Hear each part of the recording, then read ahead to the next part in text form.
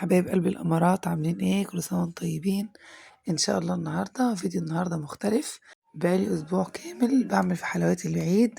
ما شاء الله عملنا كل حلويات العيد ونواعم العيد، وطالعين السنه دي معانا يا جماعه. بصوا روعه الروعه والمقادير مظبوطه على الشعره. قمت قايله بقى خلاص بقالنا اسبوع بقى ملهيين. كل اللي انا كنت بعمله ان انا مثلا بوضب فطاري، بغسل مواعين على الماشي، بروق البيت على الماشي كده. لكن طبعا كل وقت كان مخصص بقى للايه نوامي العيد وكده، لان طبعا انا طبعا مش ببقى فاضيه بالنهار وكده. فقلت بقى لابد بقى من ان احنا نعمل ترويقة العيد. طبعا زي ما قلت لكم المطبخ بقى له اسبوع كامل، فيه سمنه وزيت وسكر وبيض والدنيا هايصه. كان لازم بقى ان احنا نقوم بالواجب بتاعنا مع المطبخ بتاعنا ونخليه فل الفل كده قبل العيد. اول حاجه عملتها كده في الفيديو الكنافه اللي بالقشطه دي يا جماعه، طالعه رهيبه. انا ما صورتهاش في الفيديو، بس انا كنت في اليوم ده عامله كنافه بالقشطه، ومن كتر حلاوتها قمت قايله لازم بقى اوريكم الحلاوه والعظمه اللي انا عاملاها. اول حاجه عملتها لما دخلت المطبخ ان انا جبت طبق حطيت فيه شويه بريل.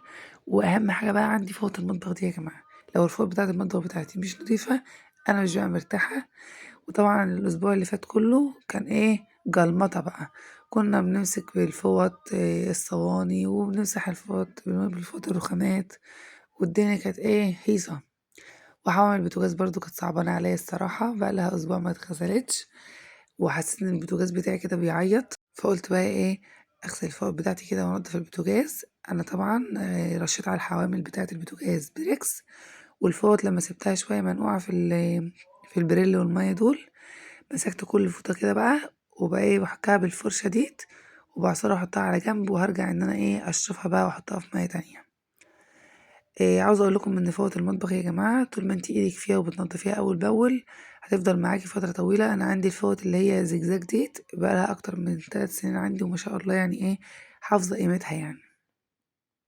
حركة الفرشة ديت بتساعد ان لو في اي حاجة في الفوطة تطلع بسهولة احسن من انت تحكيها على ايدك على طول. هنا بقى باجيب كل فوطة كده وتحت المَيّة كده باعصرها واحطها بقى في الطبق ده علشان نشطفها من الدهون والقرف اللي كان فيها. يعني بقى لها أسبوع كامل في مطبخ كله سمنة وزيت وحاجات بقى بتاع حلويات العيد وكده.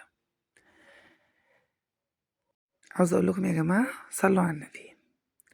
جبت بقى المطبقية بتاعة المطبخ ديت اللي أنا باصفي فيها المواعين، رشيتها بريكس برضه، وهابدأ إن أنا أحكّيها كده كويس من كل الجوانب.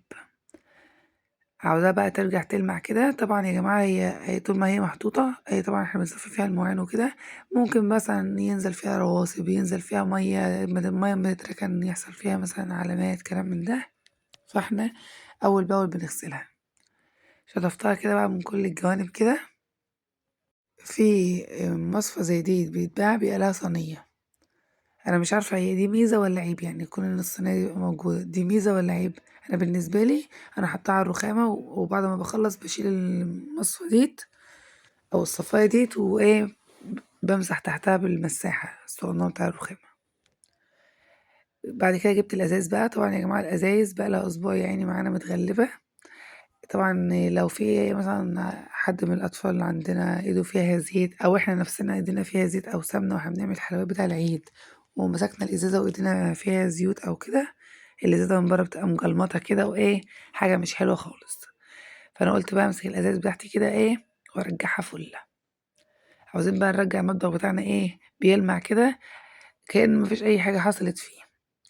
الفرشة اللي أنا كنت باغسل بيها الأزايز دي يا جماعة بصوا روعة روعة بمعنى الكلمة. أنا جربت فرش كتير في غسل الأزايز، دي الفرشة الوحيدة اللي عجبتني، لأن ما شاء الله فرعة وطويلة كده فبتوصل لآخر الإزازة. والأسنان بتاعت الفرشة نفسها قوية. طبعا الفرشة دي من ايكيا يا جماعة، بس أنا مش شاريها من ايكيا نفسها، أنا شاريها من محل عادي، لقيتها في محل فاشتريتها. انت ممكن لو لقيتيها وشفتيها اشتريها على طول. انا كنت شاريها ب30 جنيه، فهي برضو ما هيش غالية مقابل الكواليتي والمواصفات بتاعتها. رحت جبت بقى الفوط بتاعتي بعد ما سبتها شوية في المية كده عشان تتنقع. رحت ان انا اعصرها بقى من المية ديت واحطها بقى في جنب، ننشرها بقى يعني. هنعمل ايه بعد كده؟ كنت بقى طبعا من شوية رش على الحوامل ديت بريكس. طبعا انت ممكن تستخدمي الخلطات العادية يا جماعة، اللي هي زي مثلا ان احنا نحط كربونات وملح ليمون وخل وكلام من ده. لكن أنا بالنسبة لي أنا ما عنديش وقت إن أنا أعمل الخلطات ديّة. أنا كنت الأول باعمل الخلطات دي ما كنتش باشتري لا بيركس ولا أي حاجة من الحاجات دي، وما شاء الله كانت بتنضّف برضه معايا، بس أنا حاليًا ما عنديش وقت إن أنا أعمل الخلطات ديّة، فباستسهل وباجيب البيركس ده بينضّف معايا بسهولة. وحكيت لكم قبل كده على الفرشة اللي هي الرفيّعة اللي أنا باستخدمها دلوقتي ديّة، هي بيبقى فرشة صغنونة كده أسنانها معدن، باغسل بيها الحوامل بتاع البوتاجاز، لإن طبعًا هي رفيّعة فباعرف إن أنا أتحكم في المسافة ما بين حوامل البوتاجاز وبعضها، بتسهل عليّا إن أنا أنضفها بسرعة يعني وبسهولة، وما شاء الله مش بتسيب أي دهون أو أي حاجة في الحامل يعني. أكتر حامل كان متبهدل معايا هو الحامل اللي عليه العين الكبير اللي أنا باستخدمها كتير يعني، لإن طبعًا كنت باسيّح سمنة وباسخّن زيت وبقالنا أسبوع بنطبخ عليه، وكتّر ألف خيره الصراحة إن هو استحملنا. بعد أمّا بقى خلّصت كده بابدأ إن أنا أشطفهم وأحطّهم بقى يتصفّوا كده عندي على الرخامة بتاعة الحوض.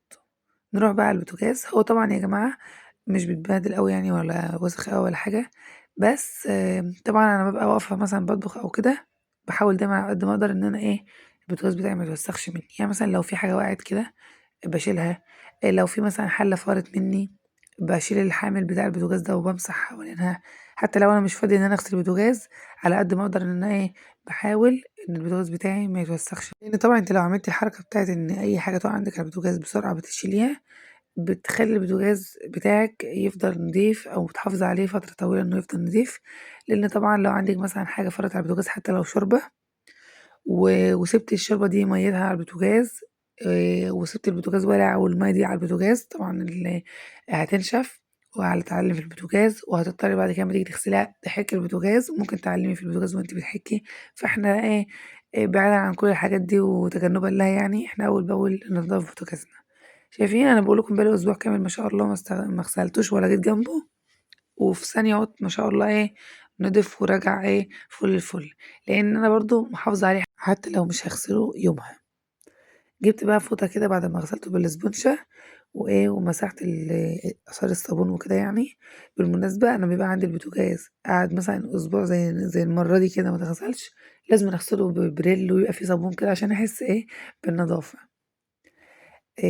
ركّبت كده اللي هي الشُعَل بتاعة البوتاجاز، وكنت خلّصت على البوتاجاز خلاص، جِبت بقى البناديل اللي أنا وريتها لكم من شوية ديّة، المناديل ديّة يا جماعة جبارة ما شاء الله فعلًا جميلة جدًا، وفعلًا يا جماعة بتنضّف كويس وبتشيل الدهون، وحتى لو عندِك حاجة مثلًا عليها علامات أو كده بتشيل الآثار بتاعة العلامات ديّة.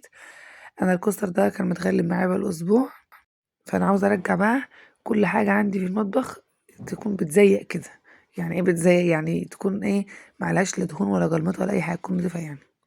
جِبت كده المناديل ديّة يا جماعة بجد رهيبة، رهيبة، رهيبة. بامسح بيها كده التقفيل عندي، ولو في لو أي آثار مثلًا شايفين الأثر الأصفر الصغنون ده ما كنتش شايفاه غير لمّا قرّبت بالكاميرا عليه، ما شاء الله حكيته كده بالمنديل راح في ثواني. رجّعت التقفيلة بتاعتي كلّها من برّه فُل الفُل، حتى برضه مسحت بيه اللي هو المكان اللي بيبقى فيه الزراير بتاعة البوتاجاز، ما شاء الله بينضّف جامد جدًا وبيشيل آثار الدهون بسرعة. أنا بقى وأنا باعمل حلويات العيد حصل لي كارثة في الفرن بتاعي، الزرار اللي إحنا بنشغّل بيه الفرن لقيته فجأة كده نَط وطلع برّه مكانه وما عدناش عارفين نركّبه خالص، مش باعرف إن أنا أشغّل الفرن خالص غير لمّا مثلًا أثبّت اللي هو المفتاح بحاجة علشان يفضل شغّال. لو حد مَر بالتجربة دي يا جماعة يقول لي هو اتصرّف إزاي وحل المشكلة دي إزاي، لإن أنا الصراحة مش هافضل كل أمّا آجي أشغّل البوتاجاز أثبّته مثلًا بشوكة أو كده، فاهمني؟ جِبت برضه مناديل ومسحت بيها الفرن نَفْسه البوتاجاز من جوّه. طبعًا أنا أيام ما كنت باعمل مثلًا كحك أو بسكوت أو كلام من ده، هو الفرن من جوّه مش متوسخ في حاجة ولا واصل له دهون ولا أي حاجة، كل الحوار إن أنا بس سويت فيه، فهو أصلًا كده كنت غاسلاه قبلها وكان نضيف، فأنا مسحته بس بالمناديل دي.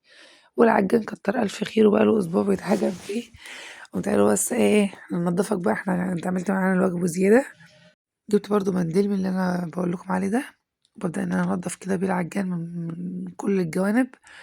بخصوص العجّان يا جماعة طبعًا مش باعرف إن أنا أرُش عليه لا بريكس ولا أي مادة من اللي هي بتاعة مثلًا الدهون أو كده، لإن هو لونه بيغيّر، وبرضه مش باعرف إن أنا أحكّه مثلًا بسلك أو كده، كل اللي أنا باعمله إن أنا باجيب منديل أو فوطة وأبدأ إن أنا أمسح بيها العجّان.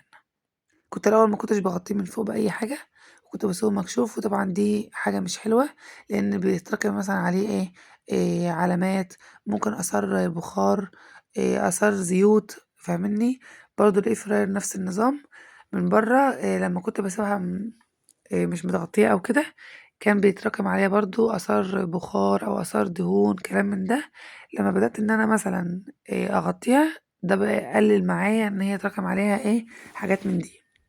بس على فكرة يا جماعة، فعلًا المناديل المبللة دي يا جماعة فعلًا جميلة جدًا، بجد أنقذتني، لإن مثلًا مش هارجع أغسل مثلًا كل تقفيلة المطبخ وكل الحاجات اللي في المطبخ علشان مثلًا عملت شوية نواعم في المطبخ يعني فاهمني، أنا كفاية عليَّ إن أنا مثلًا هاغسل رخامة، هاسيّق فاهمني، جِبت بس هي مناديل هي فيها مادة كده بتنضّف، بس يعني باجيب بقى بريل واقعد أحِك وكلام من ده لأ، أنا بس بالمنديل كده بامشّي على الحاجات بيشيل أي دهون موجودة عليها. برضه الحامل ده أنا باحط عليه الزيوت بقى وكلام من ده يعني، فهو كده أصلًا مدهن، فإحنا برضه إيه، قُلنا ننضّفه كده. العُلّاقة دي باعلّق عليها الولاعة والمعالق اللي أنا باطبخ بيها وكده عشان ما احطهاش على الرخامة، برضه نضّفتها ما شاء الله بُصّوا المناديل دي رهيبة. برضه جِبت الإزازة بتاعة الزيت دي كنت بارُش بيها زيت على الصواني بتاعة البسكوت لمّا كنت باعمل بسكوت، فهي برضه إيه، كان طالع عينها يعني. قُلت أنضّفها وكده، جِبت بقى شوية بريل وقُلت هنا بقى لازمًا نعمل إيه، لازمًا نحِك الرخامة كويس جدًا. الرخامة دي بقى هي اللي كان عليها كل الشغل، هي عليها كل الجلمطة، فلازمًا نرجّعها إيه، بتزيّق كده. طبعًا يا جماعة أنا لمّا باجي أستخدم مثلًا البريل أو كده ممكن يبان قدّامكم في الفيديو إن هو ما فيش بريل كتير أو ما فيش رغوة كتير أو كده، بس أنا مش هازوّد يعني الكمية زيادة عن اللزوم علشان أوريكم الرغوة يعني، هي كده أصلًا بترغي وبتنضّف، تمام؟ بعد بقى ما غسلت كل الرخامة بالليفة والبريل، رُحت جايبة المساحة كده الصغنّنة بتاعة الرخامة ديّة، وبدأت إن أنا أنزّل البريل ده على الأرض، تمام؟ هاجيب بقى إيه، هانشّف بقى الرخامة نفسها بمَيّة، أنا كنت الأول في العادي باشطف الرخامة مثلًا بفوطة مبلولة، لكن أنا النهارده هاشطف بمَيّة نفسها عشان أحس كده إن في إيه، تنظيف عميق فعلًا. باجيب برضه المساحة دي على فكرة المساحة دي لازم تبقى موجودة في أي بيت، أي مطبخ لازم يبقى فيه المساحة الصغنّنة دي، رهيبة يا جماعة فعلًا، بتشيل أي أثر مَيّة على الرخامة في ثانية. رجعت بقى كل حاجة مكانها، كل الحاجات اللي كانت موجودة على الرخامة رجّعتها مكانها، بعد ما نضّفتها وحسيت إن الرخامة فعلًا فُل الفُل. هنا العجّان دخّلته لجوّه شوية بحيث إن أنا إيه، أوسّع مكان أحُط أي حاجة تانية إيه، جنبه يعني وكده. الرخامة بقى بتاعة الحوض نفسها برضه كانت مش نضيفة وكده، قُلت إن أنا إيه، أرُش عليها بقى مَيّة كده وأغسلها برضه بإيه، بالليفة والبريل. صلّوا على النبي يا جماعة.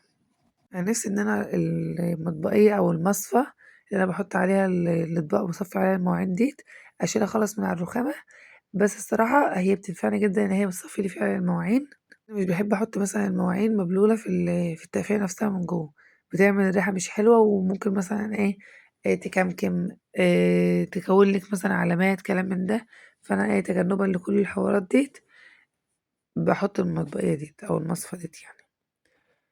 لمّا أنا باشيلها بقى بتبقى رخامة واسعة كده وإيه، وشرحة وبرحة قدّامي، لإن أنا طبعًا باحب الحاجة تبقى قدّامي إيه، واسعة كده. خلّصت بقى الرخامة بتاعة الحوض، ندخل بقى على الحوض نفسه نلمّعه. أنا بقى باجي أغسل مثلًا الحوض، باغسله بالليفة اللي هي إيه، بتبقى خشنة أو فيها سلك ديّة، هو كده يعني برضه مش وسخ أوي ولا حاجة، بس لازم إن أنا أحكه وكده يعني. بالنسبة بقى للجزء اللي هو تحت مصفة الحوض ده، أنا مخصصة له فرشة عندي في المطبخ هي بتاعة المكان ده بس، يعني مش باستخدمها في حاجة تانية خالص غير المكان ده، أو مثلًا ممكن أغسل بيها مثلًا إيه، بوتاجاز، حاجة تكون فيها دهون كتير، كلام من ده. الجزء ده طبعًا باحط فيه شوية بريل كده وأبدأ إن أنا إيه، أحكه بالفرشة اللي هي الفرشة دي برضه كنت شاريها قبل كده من IKEA، ما شاء الله هي قوية جدًا يعني، جامدة كده وإيه، وبتنضف فعلًا. بس أنا كده عندي فرش كتير، فمخصصة مثلًا فرشة اللي أغسل بيها الحوض من تحت، وفرشة تانية باغسل بيها باحك بيها المواعين، كلام من ده. كنت راشة الأرض بقى بريكس، الأماكن اللي أنا كنت حاسة إن هي فيها مثلًا دهون أو مجلمطة أو كده، كنت راشة عليها بريل وبريكس الاتنين مع بعض، وبعد شوية رُحت جبت المكنسة بتاعتي اللي أنا باسيّق بيها ديّة، دي أصلًا مكنسة تسييق كانت عندي قديمة كده وإيه بقيت أستخدمها إيه، للتسييق وكده. باحَكّي بقى كده الأرض بقى على شوية مَيّة زي ما أنتم شايفين كده، برضه ده المكان اللي هو بتاع السفرة هُم مفتوحين في بعض، عندي السفرة والمطبخ مفتوحين في بعض. شِلت السجادة اللي كانت في المكان ده علشان أغسلها وكده، فقُلت بقى إن أنا أسيّق المكان ده برضه بالمرّة كده بالبريل بقى والمَيّة وكده. أنا في العادي الشقة برّه في العادي باسيّقها باللي هو الشرشوبة، مش باعرف إن أنا أحُط مَيّة كتير بقى وكده فيها يعني. بعد ما كنت خلاص خلّصت ما شاء الله المطبخ، بُصّوا روعة. أنا في العادي أمّا باجي مثلًا باغسل أزايز مش باملاها من الخزان، باملاها لمّا الموتور يشتغل، فبعد ما خلّصت لقيت جوزي بيقول لي: "عاوز كوباية قهوة." قُمت قايلة بالمرّة هاعمل له القهوة وأنا واقفة الموتور شغال هاملي الأزايز. لمّا بنيجي نعمل قهوة بقى بنعملها إزاي، بنحط معلقتين قهوة اللي هُم بتوع الشاي، عليهم السكر على حسب الرغبة، أنتِ بتحبيه مسكّرة بتزوّدي السكر، بتحبيها على الريحة بتحطي حبّة صغنّنين خالص، بتحبيها سادة براحتك كده، وعليها شوية مَيّة بتقلّبيهم. وبتفضلي مهدية النار عليها خالص، هي أصلًا ما بيتعلاش عليها النار، وتفضلي متابعاها كل شوية تقلبي فيها وتتابعيها علشان ما تفورش منِك على البوتاجاز. كنت باغسل بقى باشرب الأزايز واملاها وأنا واقفة كده متابعة القهوة، عشان نخلص بقى ونطلع نشوف شغلنا برّه في البيت برّه يعني وكده. القهوة ممكن تعمليها بمَيّة وممكن تعمليها بلبن، لو هتعمليها بلبن هتحطي مكان المَيّة لبن عادي خالص. كنت خلصت الأزايز مليتها هارجعها مكانها بقى وأشوف القهوة بتاعتي عشان ما تفورش مني على البوتاجاز وإحنا لسه غاسلينه وملمعينه. شايفين إيدي فيها على طول أهو باقلّبها أول ما تحسي إن هي خلاص وشها راح يقلب تروحي على طول شايلاها من على النار، هي مش بتاخد وقت كتير خالص على النار، فأنتِ أول ما تيجي تعملي قهوة لازمًا تبقي واقفة جنبها عشان ما تفورش منِك على البوتاجاز وكده. خلصت بقى كده القهوة وما شاء الله المطبخ بتاعي كله راجع فُل بيلمع وبيزيّق. طلعت لبرّه بقى عند السفرة والنيش والبار والمكان ده، جبت الفوطة بتاعة إيكوي بتاعة تراب وقُلت إن أنا أمسح بيها البار والنيش وكده. أنا بامشّي بس بيها كده على على النيش والخشب بتاع الموبيليا بتاعي، وكده، كده أنا بانضّفها على طول يعني، ومنضّفاه قريب، فهو ما فيش حاجات كتير، بس أنا برضه لازمًا أنضّفه وكده. جِبت برضه الفوطة ديّة وبدأت إن أنا أمسح بيها الرخامة، وأمسح بيها اللي هو الإزاز بتاع السفرة، لازمًا أمسح بيها إزاز السفرة اللي هو اللي هو بتاع الترابيزة نفسها، قبل ما باستخدم فوطة اللي هي الزجاج، عشان مثلًا لو في حاجة مش نضيفة، في تراب كلام من ده إيه، يتشال بسرعة يعني وكده. وبرضه بامسح بيها البار نفسه من تحت، وبامسح بيها السراحة والكيمودينات، كل الأثاث عندي في البيت بامسحه بالفوطة ديّة. بُصّوا يا جماعة أنا بانصح كل عروسة تجيب الفوطة ديّة في جهازها، فعلًا جميلة جدًا، وبتنضّف بتشيل التراب بُصّوا ما أعرفش هي بتعمل إيه في التراب الصراحة يعني، هي بتشيل التراب بطريقة رهيبة.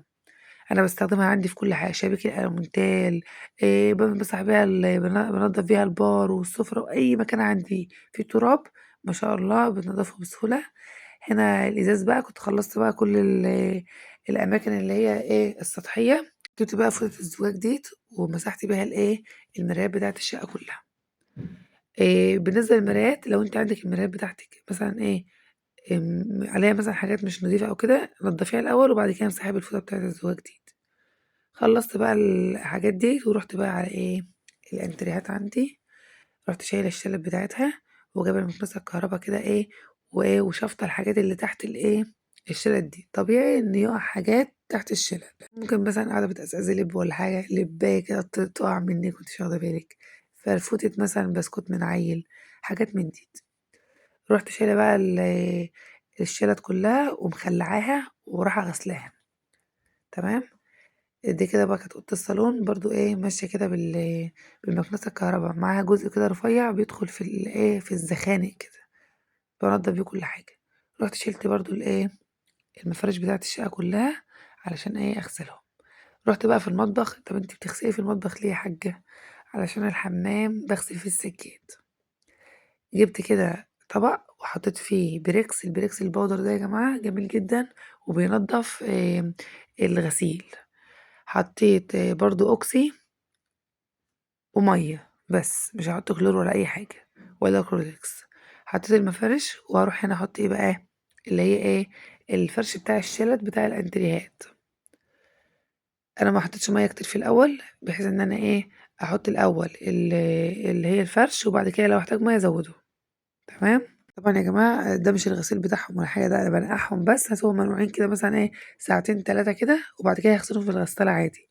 فأنا باحب إن أنا أنقعهم الأول بحيث إن لو فيهم حاجة تراب أو كلام من ده يطلع، وبعد كده أغسله في الغسالة فينضف أكتر. هنا كنت زوّدت بقى مَيّة أهو فوق الفرش بتاع الكنب، ورُحت بقى لسجادة السفرة، هابدأ بقى إن أنا أرُش عليها كده البريكس ده. طبعًا خطوة رش البريكس ديّة اختيارية عادي، أنا بارُشّها بس علشان إيه، لو في حاجة هتغلّبني في الغسيل تتنضف بسرعة. جِبت بقى جردل حطيت فيه أوكسي، وحطيت فيه بريكس اللي هو إيه البودر اللي لسه حاكية لكم عليه من شوية، وحطيت فيه كلور، وهابدأ أغرّق كده بيه السجادة وإيه، ومش هاغسل على طول لأ، ده أنا هاسيبها شوية، مش هاغسل على طول دلوقتي. في ساعات لمّا أنا مثلًا مش بابقى مستعجلة ممكن أسيب الخلطة دي في السجادة ليلة كاملة. بعد شوية كده رُحت جِبت الفرش بتاع الكنب وغسلته في الغسالة، بس ما كنتش صورت لكم الحتة ديّة، ورُحت جِبت بقى الفرشة بتاعتي كده ورُحت للسجادة بقى وإيه، وهافضل أحُك فيها كده إيه، بذمة لحد ما أحس إن هي إيه، نضفت خالص. المكان اللي أحس إن هو إيه، مش نضيف أوي باحِك فيه جامد. عاوزة أقول لكم بقى السجادة دي بقى لها فترة كبيرة ما كنتش غسلتها لإن هي كانت تحت السفرة، فأنا ما كنتش باعرف إن أنا إيه، أشيلها بقى وكده، طبعًا مش بابقى أصلًا فاضية إن أنا إيه، أعمل الخطوة ديّة يعني. باشغّل بقى الخرطوم بعد ما باخلّص حَك السجادة والمَيّة شغّالة كده برضه بافضل أحِك لحد ما أطلّع إيه، أي حاجة فيها مش نضيفة وتمشي خالص وأحس إن المَيّة نازلة رايقة من السجادة. أنا أصلًا سجاد الشقة كُلّه عندي نضيف ما عدا السجادة دي بس، هي دي السجادة الوحيدة الكبيرة اللي أنا غسلتها، بقية السجاد ما غسلتوش ولا حاجة. ده بقى مشّايات كده بتاعة الشقة عندي، فإيه غسلتها برضه إيه، بالمَرّة يعني، كده، كده كانت نضيفة، بس أنا قُلت أنا كده، كده شغّالة والموتور شغّال والمَيّة شغّالة، فأنا أغسلهم. كنت خلّصت السجادة ديّة وإيه، وشطفتها. عاوزة أقول لكم إن أنا فضلت أغسل في السجاد وأروّق في الشقة وأنضّف في المطبخ وكل ده لحد ما الساعة جَت 6:00 ص. رُحت نشّرته كده على سور البلكونة، بقى السجاد الجميل اللي متنشّر على سور البلكونة ده عينكم ما تشوف إلا النور بعد شوية صغيرين. حصل بقى إيه، رياح شديدة وأعاصير والدنيا كانت الصراحة الهوا كان شديد جدًا، أنا عمري ما شُفت الهوا ده أصلًا في الشتا نَفْسه، وقت الشتا اللي هو الشتا ما كانش كده. كنت نشرت كمان المفارش واللي هي إيه، فرش الكنب كنت غسلته بقى في الغسالة وكده، ولمّا اتنشف يعني رُحت منشّراه على الحبل. الفيديو ده أصلًا كان بيتصور من يومين 3 بس هو لسه هانزّله لكم النهارده، فاهمني؟ لإن طبعًا عشان أنزّل الفيديو باقعد أمنتج فيه وأسجّل عليه وأقص صور وأشيل صور وأشيل فيديوهات، فحوارات يعني، فبيغيب على ما أنزّله لإن أنا أصلًا بطبيعتي مش بابقى فاضية، فلمّا بالاقي نفسي فاضية بامنتج الفيديو. كنت خلّصت بقى نشّرت الحاجات دي وسِبتها براحتها، ورُحت نمت وصحيت وعينكم ما تشوف إلا النور. اليوم ده كان حصل فيه كمية رياح رهيبة، ما حصلتش أصلًا في أيام الشتا العادية. ولقيت السجاد بتاعي طار من على السور، بس أنا طبعًا كنت أمّا جيت نشّرته كنت منشّراه لجوّه، يعني كان أكتره لجوّه، فلمّا جه طار عندي جوّه في البلكونة، عشان بقى ما يطيرش في الشارع تاني، رُحت إيه مثبّتاه كده إيه على الكنبة اللي هي في البلكونة ديّة، حطيت كل المشّايات وثبّتها إيه بالكنبة بتاعة البلكونة، شوفي الفانوس كان هيطير أصلًا من كتر الهوا والهدوم نفسها كانت هتطير. أنا كده خلّصت معاكم الفيديو ده، إن شاء الله في فيديو تاني هينزل بعده على طول، تكملة للفيديو ده، لإنه طبعًا هيبقى طويل لو أنا عملت ترويقة العيد كلّها في فيديو واحد. إن شاء الله الفيديو الجاي هنفرش بقى السجاد ونفرش فرش الكنب ونضبّط الشقة بقى للعيد إن شاء الله. لو أنتم لسه ما اشتركتوش في القناة أنا هازعل يا جماعة اشتركوا في القناة وحطّوا لايك، وباي باي.